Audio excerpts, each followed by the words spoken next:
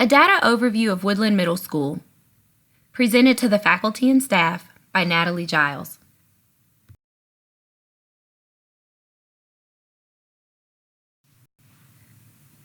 The purpose of this presentation is to give an overview of the following data at Woodland Middle School: the school's enrollment and attendance trend over the past years, the school's demographics over the past years, the school's discipline trend, the student achievement as measured by the Georgia milestones, and areas of strengths and weaknesses with regards to the 8th grade students.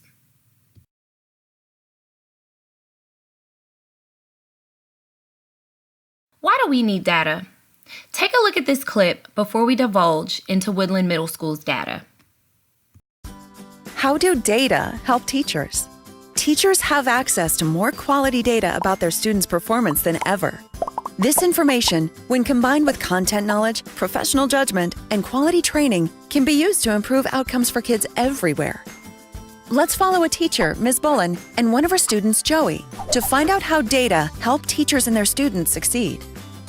Before the school year starts, all teachers receive appropriate role-based access to data on their students' past performance, behavior, and attendance. This enables Ms. Bullen to set goals and create working groups specifically for her class. Throughout the year, she uses data and her experience in the classroom to see where Joey and his classmates excel or struggle and targets her instruction to meet their needs. Ms. Bullen uses data about Joey's performance to show his parents what he's learning, how he's growing, and where he may be struggling. She also talks with Joey about his own data, and they work together to set goals. Throughout the year, Ms. Bullen and her principal review her performance data together to evaluate how she's doing with different students, standards, and concepts, and to note strengths and opportunities. Her principal uses information to help identify the best ways to support Ms. Bullen and her colleagues. Ms. Bullen and other teachers meet regularly for training and to use data to solve problems and identify promising practices. They also have access to powerful tools that let them know when kids may be getting off track. Midway through the year, Ms. Bullen sees that Joey is at risk of failing. Ms. Bullen works with Joey, his parents, and his other teachers to get him on track. By the end of the year, Joey's data shows that he's on track for success, though he'll continue to need support. When teachers are empowered with data, everyone does better.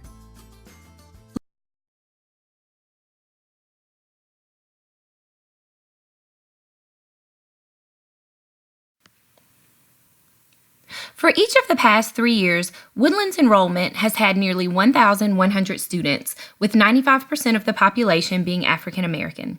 The other 5% make up very few other cultures.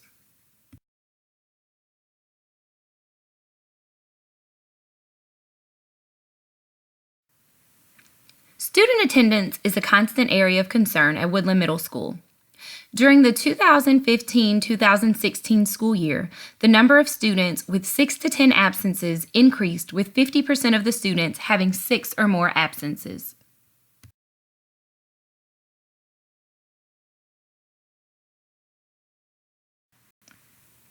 Additionally, there was an influx of students with 10 or more absences, with 28% of the students in that range for the 2015-2016 school year.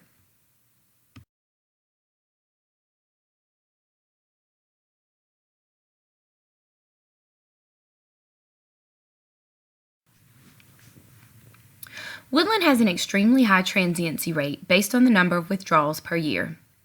Many of these withdrawals are a result of redistricting, but most are a reflection of the transient population that we serve.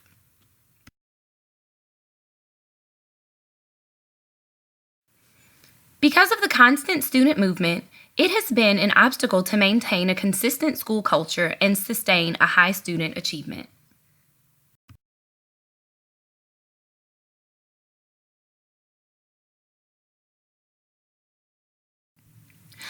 For the past 3 years, Woodland Middle School has had 92% of the students who qualify for free or reduced lunch. The school also qualifies for the Community Eligibility Provision, CEP, which provides free breakfast and lunch to all students.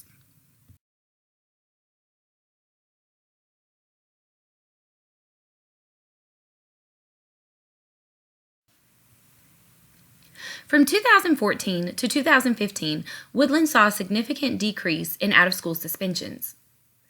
Much of this was due to alternative discipline practices. However, this past school year, Woodland experienced a slight increase in out-of-school suspensions. This issue is a continuous area of concern.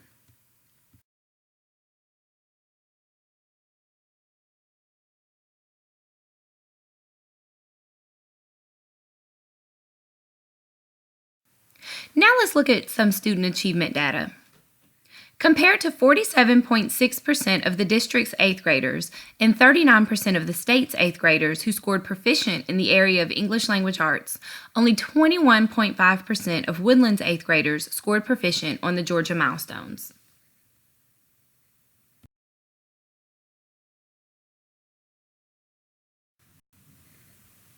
Compared to the 44% of the district's 8th graders and 37% of the state's 8th graders who scored proficient in the area of mathematics, only 8% of Woodland's 8th graders scored proficient on the Georgia milestones.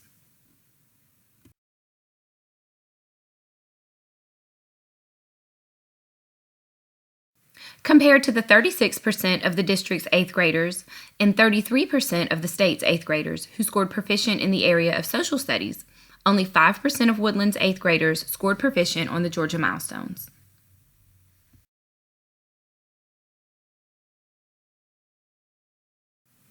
Compared to the 38% of the district's 8th graders and 32% of the state's 8th graders who scored proficient in the area of science, only 7% of Woodland's 8th graders scored proficient on the Georgia milestones.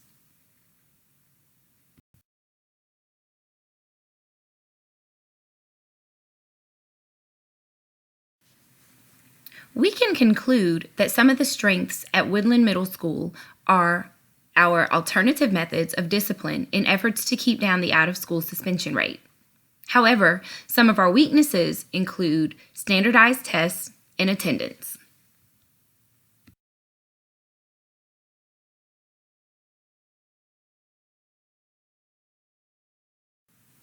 So what does the data say? The data illustrates that Woodland has several areas that need improvement. Test data alone does not show the whole picture. Student movement, attendance, and discipline are factors that contribute to the entire school climate. And the school has primarily focused on decreasing its discipline numbers.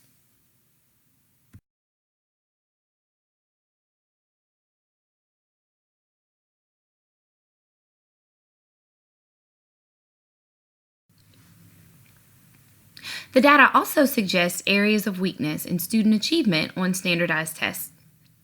These areas of concern are across the board and not just in a few subject areas.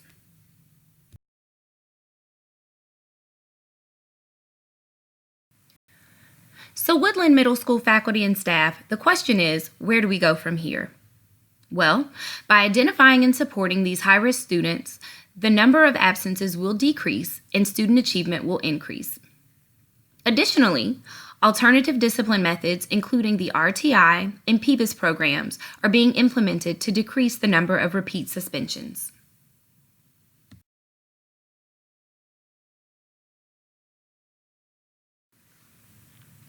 Because Woodland has very little control over its transient student population or the district adjusting the school zone lines yearly, Woodland has to adapt to changing populations. Currently, Woodland is addressing many concerns with additional supports, including an extended school day, transitioning to block scheduling, tutorial programs, and teacher-made common benchmark assessments.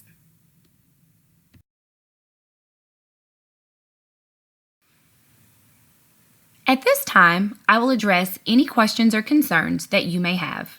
Thank you.